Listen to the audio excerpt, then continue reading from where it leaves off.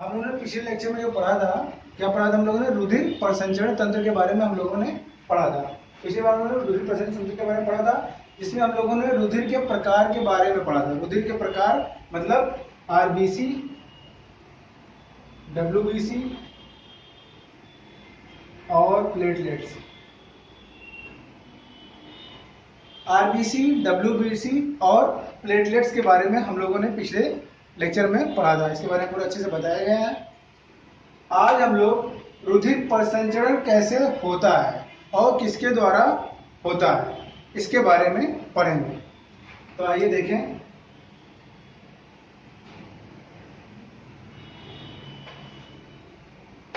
ये हमारा हृदय है, हृदय, हार्ट। ये हमारा हृदय है और हृदय का कैसी काट है? ये अनुप्रस्थ काट। और जो अनुप्रस्थ काट होती है, कुछ इस तरह से स्ट्रक्चर हमारा दिखता है। इसी में हम लोग समझेंगे कि कैसे हमारा हृदय है पंपिंग करता है, रक्त को किस तरह से ग्रहण करता है और कैसे अन्य अंगों तक पहुंचाता है। इसके बारे में हम लोग यहाँ पर पढ़ रहे हैं। खूब अच्छे से इसको पढ़ेंगे हम लोग। तो देखिए, इस स्ट्रक्चर में आप अच्छे से समझ नहीं पाएंगे, इसलिए मैं अलग से इसका एक अलग डायग्राम बना रहा हूँ। सिंपल वे में हम लोग इसको समझेंगे।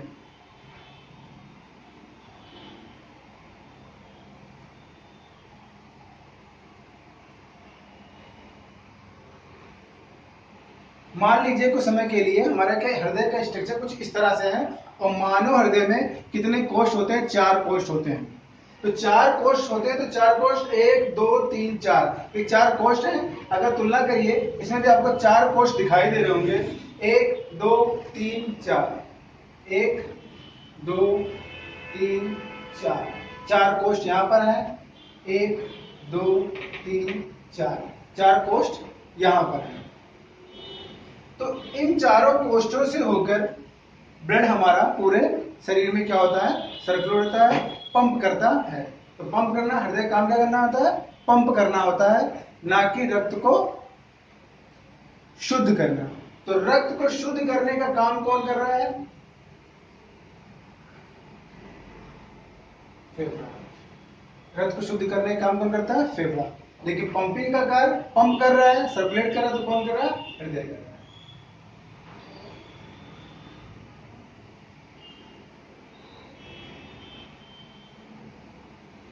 संचित कौन कर रहा है? हृदय कर रहा है। कैसे कर रहा है? अब देखिए यहां पर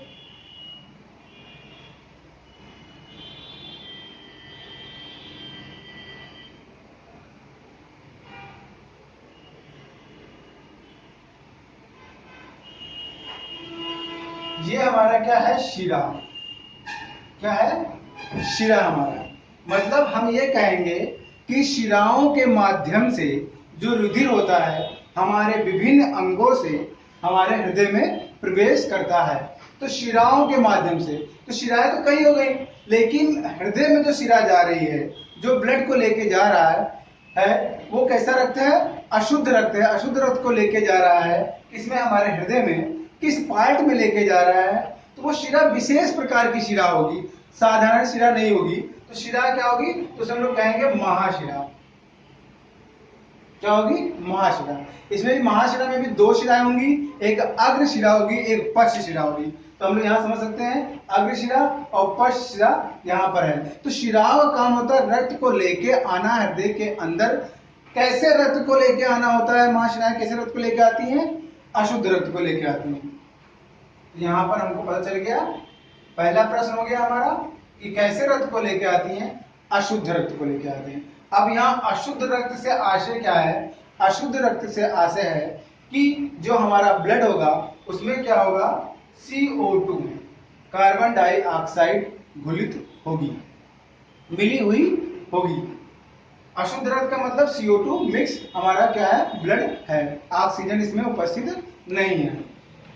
अब ये अशुद्ध रक्त हमारा कहाँ आ रहा है? हृदय में। हृदय में कहाँ पर आ रहा है हमारा? तो ये कहाँ आ रहा है? दाएं आलिंद, दाएं आलिंद। दाएं आलिंद में हमारा क्या हो गया, अशुद्ध रक्त आ गया। इस कपाट के माध्यम से जब पंपिंग होती है, जब संकुचन होगा हृदय का, तो इस कपाट के माध्यम से यह अशुद्ध रक्त कहां पहुंच जाएगा, हमारा दाएं नीले में। ये दाएं नीले में पहुंच गया। तो अब यहाँ पर दो कोष्ठ के बारे में हमको पता चल गया कि क्या है, दायां आलिंद और दायां नीले। और दायां आलिंद और दाएं नीले में हमारे क्या है, अशुद्ध रक्त। तो एक परीक्षा का प्रश्न हो गया। तो महाशिराएं क्या होती हैं, रक्त को लेके आती हैं हृदय के अंदर, दाएं आलिंद और दाएं नीले में। उसके बाद यहां से निकलती है हमारी धमनी। अब ये धमनी जो है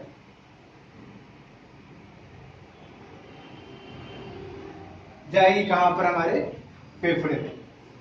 फेफड़े में ये धमनी रक्त को, अशुद्ध रक्त को लेके जा रही है धमनी। अब धमनियां क्या होती हैं, वो क्या करती हैं, धमनी जो होगी रक्त को लेके जाती हैं कहां पर, फेफड़े में। लेकिन ये धमनी क्या होगी, विशेष प्रकार की धमनी होगी। ये धमनी का नाम विशेष प्रकार का होगा। जैसे मैंने कहा कि शिरा नहीं है, महाशिरा है, वैसे धमनी धमनी नहीं रहेगी। इसका नाम क्या होगा, पल्मोनरी धमनी। तो कौन सी धमनी अशुद्ध रक्त को फेफड़े में लेके जाती है, तो उसका नाम क्या है, पल्मोनरी धमनी। ऐसी धमनी, पल्मोनरी धमनी अशुद्ध रक्त को फेफड़े तक लेके जाएगी। अशुद्ध रक्त मतलब CO2 को लेके जा रही है। अब फेफड़े में क्या होगा, हमारे ऑक्सीजन, जो हम लोग ऑक्सीजन को ग्रहण करते हैं, वो ऑक्सीजन कहाँ गए, फेफड़े में। और वहां पर ये क्या होंगे, कार्बन डाइऑक्साइड और ऑक्सीजन क्या हो जाएंगे, इंटरचेंज हो जाएंगे। इंटरचेंज हो जाएंगे और रक्त में क्या हो जाएगी, घुलित हो जाएगी। यहाँ पर फेफड़े में, हमारे फेफड़े में घुलित क्या हो जाएगा, रक्त कैसा हो जाएगा, रक्त प्लस ऑक्सीजन। तो रक्त plus oxygen, blood plus oxygen घुलित हो जाएगी और फिर वो प्रवेश करेगी हमारे कहां पर, कहां पर प्रवेश करेगी, हमारे बाएं आलिंद में। बाएं आलिंद में, बाएं आलिंद में प्रवेश करेगी। अब बाएं आलिंद में कैसे प्रवेश करेगी, किसके द्वारा प्रवेश करेगी, तो किसके द्वारा करेगी, सिस्टेमिक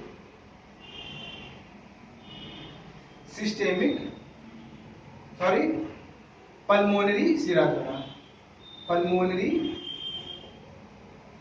शिरा द्वारा, पल्मोनरी शिरा द्वारा। अब देखिए, अब यहाँ पे आपको ध्यान देने वाली चीज क्या है कि देखिए, यहाँ पर भी शिराएं क्या है, हृदय के अंदर प्रवेश कर रही है। यहाँ पर भी शिरा क्या है, हृदय के अंदर प्रवेश कर रही है। तो इतना दिमाग में हम लोग रख सकते हैं कि शिराएं जो हैं वो हृदय के अंदर प्रवेश करती हैं, ना कि धमनियां। तो शिरा क्या है, हृदय के अंदर प्रवेश कर रही है। लेकिन शुद्ध और अशुद्ध को समझेंगे कि शुद्ध कौन लेके जा रहा है और अशुद्ध कौन लेके जा रहा है। तो अशुद्ध लेके कौन जा रहा है, महाशिरा लेके जा रही है। और शुद्ध कौन लेके जा रहा है, पल्मोनरी शिरा लेके जा रही है। मतलब ऑक्सीजन युक्त रक्त को कौन लेके जा रहा है, पल्मोनरी शिरा। मतलब शुद्ध रक्त पहुंच गया हमारे बाएं आलिंद में। फिर कपाट के माध्यम से हमारा ये शुद्ध रक्त कहां जाएगा, बाएं नीले में। बाएं नीले में प्रवेश करेगा हमारा शुद्ध रक्त ऑक्सीजन के साथ। तो बाएं नीले में प्रवेश करेगा कपाट के माध्यम से। फिर यहां से अब देखिए, यहां पर पल्मोनरी शिरा लेके जा रहा था, अब यहां से क्या निकलेगा, धमनी। अब उस धमनी का विशिष्ट नाम होगा, साधारण धमनी नहीं होगी। जैसे यहाँ पर पल्मोनरी धमनी थी, तो वैसे यहाँ पर इसका विशिष्ट नाम होगा। इसका नाम क्या होगा इस धमनी का, सिस्टेमिक धमनी। सिस्टेमिक धमनी। अब एक चीज यहाँ बिल्कुल क्लियर हो गई कि हृदय से जो रक्त को लेके जाएगा अंग में या फेफड़े में, तो वो कौन लेके जा रहा है, धमनी लेके जा रही है। तो धमनी ही लेके जाएगी, तो उसका नाम क्या है, सिस्टेमिक धमनी। यहाँ पर कई चीजें हमारी क्लियर हो गई। रक्त को लेके कौन आ रहा है, शिरा लेके आ रही है। लेकिन अशुद्ध रक्त कौन लेके आ रही है, महाशिरा। शुद्ध रक्त को लेके कौन आ रहा है, तो हम शिरा लेके आ रही है। मगर कौन सी शिरा लेके आ रही है शुद्ध रक्त को, पल्मोनरी शिरा। अशुद्ध रक्त को कौन लेके जा रहा है, धमनी। लेकिन कौन सी धमनी लेके जा रही है, पल्मोनरी धमनी। फिर शुद्ध रक्त को कौन सी धमनी बाहर लेके जा रही है? सिस्टेमिक धमनी। तो इस प्रकार से सारी चीजें क्लियर हो गई। महाशिरा, पल्मोनरी धमनी, पल्मोनरी शिरा, सिस्टेमिक धमनी, वही स्ट्रक्चर हमारा है जो हमारे इस हृदय का है, लेकिन हम लोगों ने इसको आसानी से समझ लिया यहाँ पर। अब ये डायग्राम आप लोग बना सकते हैं, ठीक है। अब इसके बाद हम लोग पढ़ेंगे रक्त आदान। रक्त आदान मतलब कि ब्लड ग्रुप, रक्त का वर्ग, रुधिर का वर्ग क्या है, रुधिर के वर्ग की खोज किसने की थी? तो आइए देखें।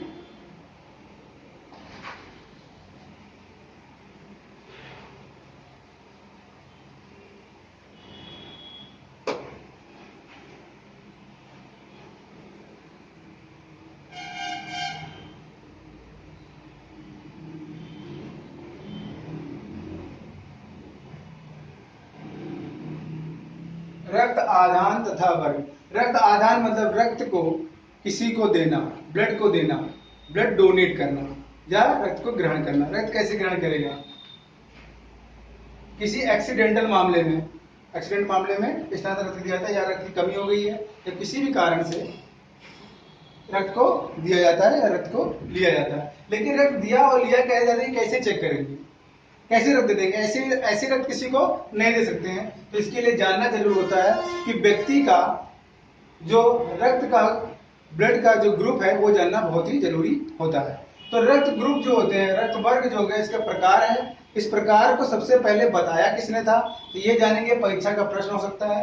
तो रक्त वर्ग मतलब कि ए, बी, ओ और ए बी, ये हमारे क्या रक्त वर्ग हैं, रक्त के प्रकार हैं, रक्त के प्रकार, ये रक्त के प्रकार। लेकिन इसकी खोज किसने की है ये जानना जरूरी है। तो यहां पर हम पहले जान लेंगे किस रक्त की किसने खोज की थी। ए, बी और ओ की खोज जो की थी लैंड स्टोनर ने। लैंड स्टोनर ने ए, बी और ओ रक्त की खोज की थी। ए बी की खोज किसने की थी? कुछ समय बाद किसी ने खोज की थी। तो किसने की थी? डी कैस्टेलो,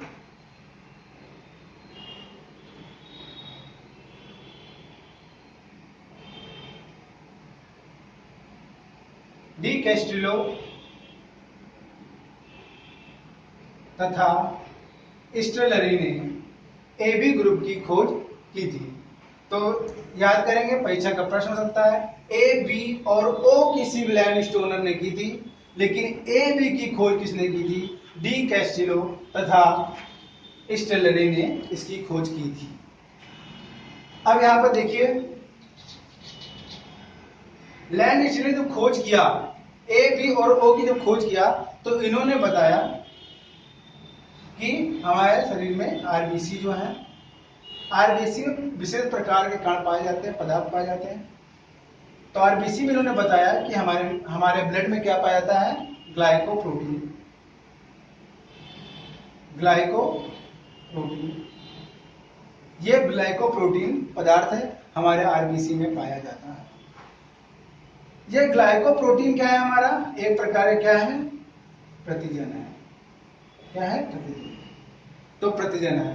तो इन्होंने बताया कि हमारे जितने ब्लड ग्रुप है ए बी ओ, उसमें क्या होता है? ग्लाइकोप्रोटीन के ये बने होते हैं और इसमें क्या होते हैं? प्रतिजन पाए जाते हैं। इसी प्रतिजन के आधार पर लैंड स्टोनर ने इस ग्रुप को बता दिया कि ये ग्रुप होते हैं, ये रक्त के प्रकार हैं, ए, बी है और ओ है। तो ए है, बी है और ओ है। मतलब ए ग्रुप के व्यक्ति में ए प्रतिजन,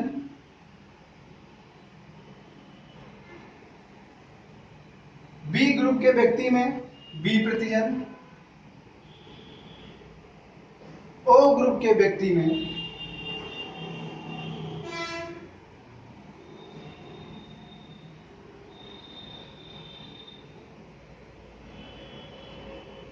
कोई प्रतिजन नहीं होता।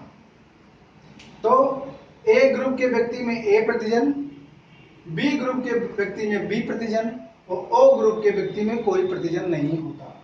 अब प्रतिजन बताने से मतलब क्या था हमारा? बताने से मतलब है कि ए प्रतिजन के व्यक्ति में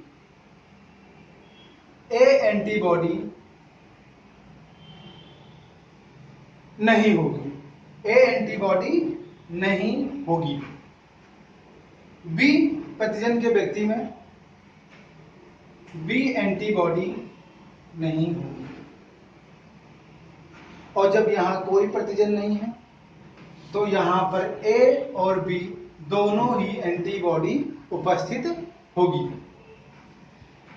यदि किसी व्यक्ति का प्रतिजन ए है और दूसरे व्यक्ति में ए एंटीबॉडी उपस्थित है, रक्त में ए एंटीबॉडी उपस्थित है, इसका मतलब यह है कि इस व्यक्ति का रक्त ब्लड इस व्यक्ति को चढ़ाया नहीं जा सकता है, दिया नहीं जा सकता है। अगर दिया गया तो क्या होगा?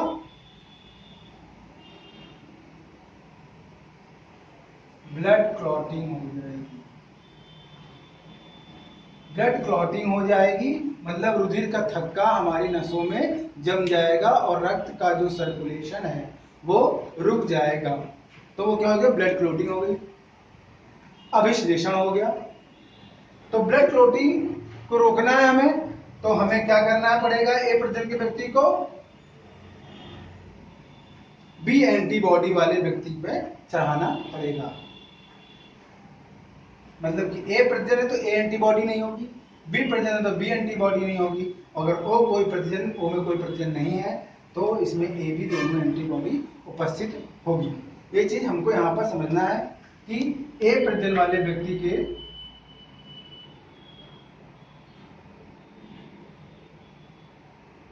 ए एंटीबॉडी नहीं होती। अगर मेरा ब्लड ग्रुप ए है तो मेरे ब्लड में ए एंटीबॉडी उपस्थित नहीं होगी, तो होगी कौन सी? B antibody. ठीक, अब देखेंगे कि किस व्यक्ति का रक्त दिया जा सकता है, किस व्यक्ति को दिया जा सकता है। देखिए, दाता है, प्रापक है, दाता माने कि डोनर, प्रापक रिसीवर जो ग्रहण करेगा, ग्राही है वो, और ओ, ये चारों ग्रुप हो गए। बिल्कुल प्रापक का बेस लिख लें, ए बी और ओ। ए व्यक्ति जो दाता है ये रक्त किसको दे सकता है? ए को दे सकता है, बी को नहीं दे सकता। सेम ग्रुप होना चाहिए, ग्रुप सेम होना चाहिए। ए है तो ए बी को दे सकता है क्योंकि यहाँ पे ए उपस्थित है, और जो ए है फिर ओ को नहीं दे सकता। मतलब ए किसको दे सकता है? ए को दे सकता है, ए बी को दे सकता है। उसी तरह से बी को दे सकता है, बी ए बी को दे सकता है, लेकिन ए और ओ को नहीं दे सकता है। बी इसलिए बी की तरफ बी उपस्थित है। ओ किसको दे सकता है? ओ को दे सकता है, ओ ए बी को दे सकता है, ओ बी को दे सकता है, और ओ ए को भी दे सकता है। तो यहां से दो चीजें सामने आ रही हैं जो हमारी परीक्षा का प्रश्न हो सकता है। इसका ये चार्ट आप लोग बना लीजिए। दो परीक्षा के प्रश्न यहां पर क्लियर हो रहे हैं। ओ देखिए, एरो 4 ग्रुप है, 4 एरो निकले हैं। इसका मतलब ओ ग्रुप का व्यक्ति जो होगा, वो जो डोनर है वो क्या है? सभी को दे सकता है, ब्लड अपना सभी को दे सकता है। मतलब ये क्या है? सर्व दाता, क्योंकि यहां पर हमने क्या लिखा है? दाता। सर्व दाता है, सभी को ब्लड दे सकता है। ओ को दे दिया, ए बी को दे दिया, बी को दे दिया, ए को दे दिया। उसी प्रकार आप देखिए, ए बी देखिए, आप ए से भी ले रहा है, बी से भी ले रहा है। देखिए यहां पर छूट गया है, ए बी जो है ए बी को सिर्फ दे सकता है। तो ए बी को दे सकता, किसी को नहीं दे सकता क्योंकि ए और बी दोनों उपस्थित है। ए बी क्या है? ए बी को भी दे सकता है। तो देखिए ए बी क्या है? ए से भी ले रहा है, बी से भी ले रहा है, ए बी से भी ले रहा है और ओ से भी ले रहा है। मतलब कि ये क्या है?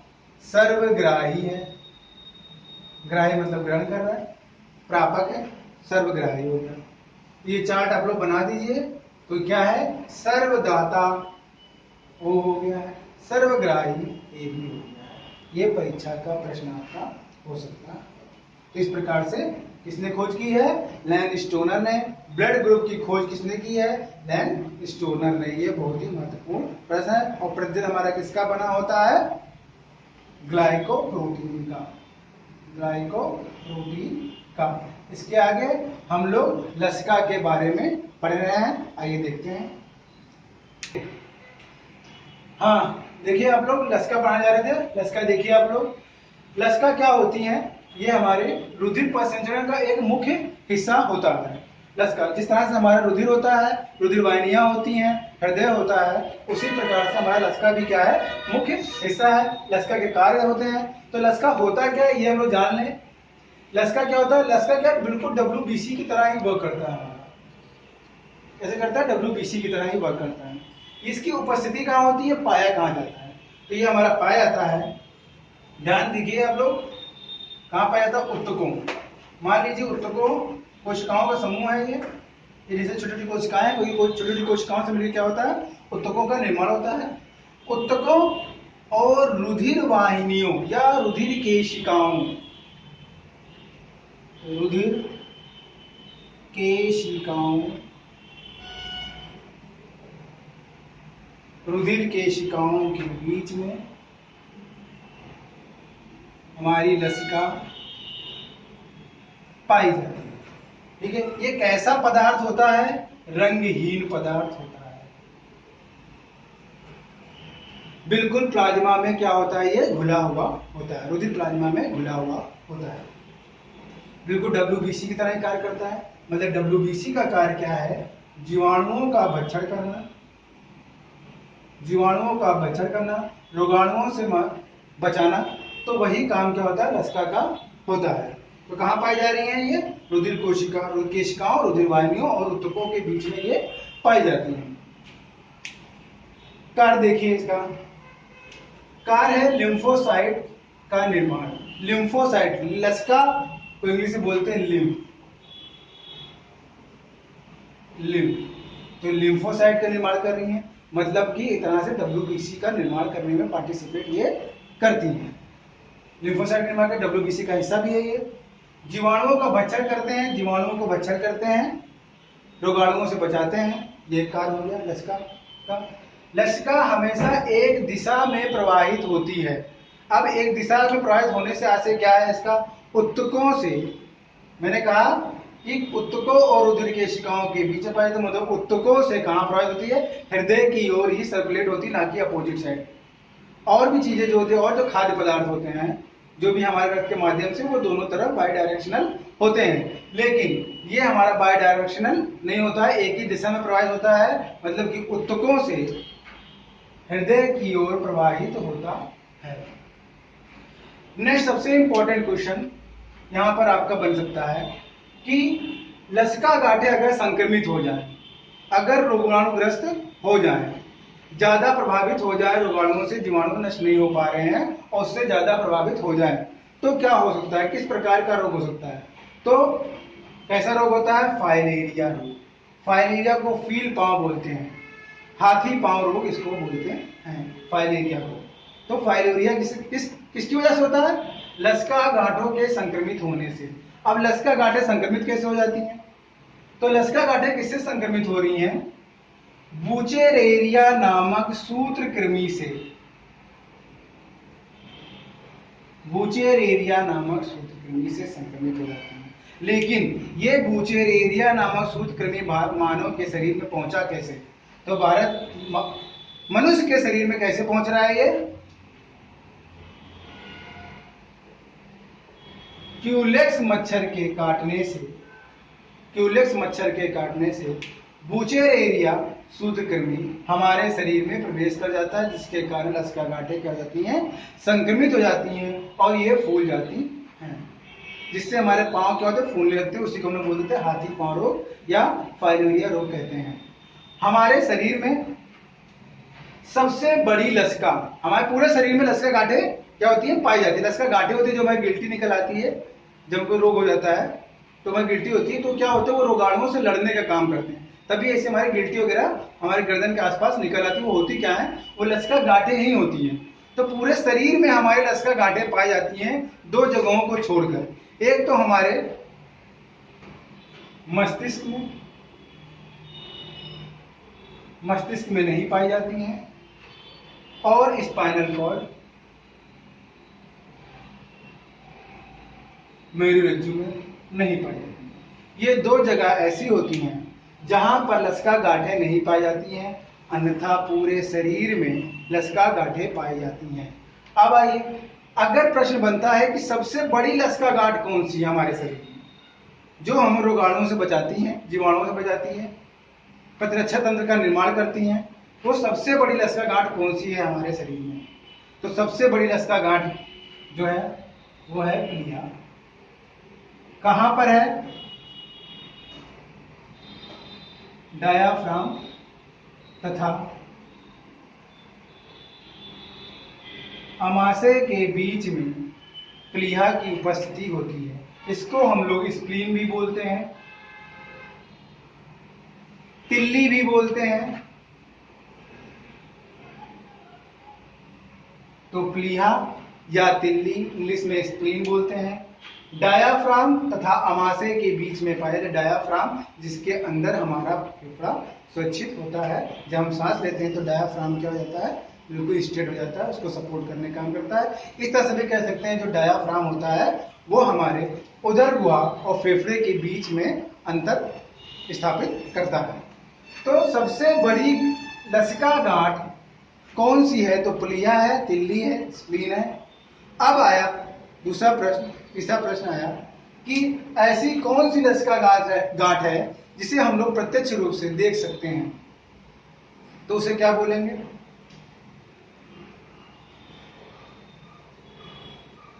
टॉन्सिल। अक्सर सुना होगा हमने, टॉन्सिल संक्रमित हो जाती है तो हमारे पेन बहुत करता है। तो टॉन्सिल जो होती है ये क्या होती है, जो प्रत्यक्ष रूप से लसका गांठ दिखाई देती है उसे हम लोग क्या बोलते हैं, टॉन्सिल होती है, हम लोग देख सकते हैं। अक्सर कभी कभी ये संक्रमित हो जाती है तो बहुत पेन करता है, तो लोग टॉन्सिल को निकलवा भी देते हैं, कोई फर्क नहीं पड़ता है, लेकिन फिर भी हमारी टॉन्सिल है, ये क्या करेगा, ये भी हमारी तरह से क्या है, लसका गांठ ही है जो उनको दिखाई देती है। आज ये बहुत ही इंपॉर्टेंट चैप्टर था जो आप लोगों ने पढ़ा, इसको बारे में आप लोग अच्छे समझ गए होंगे, आशा करते हैं। नेक्स्ट हम लोग चैप्टर पढ़ेंगे, देख लीजिए आप लोग नेक्स्ट चैप्टर कौन सा है।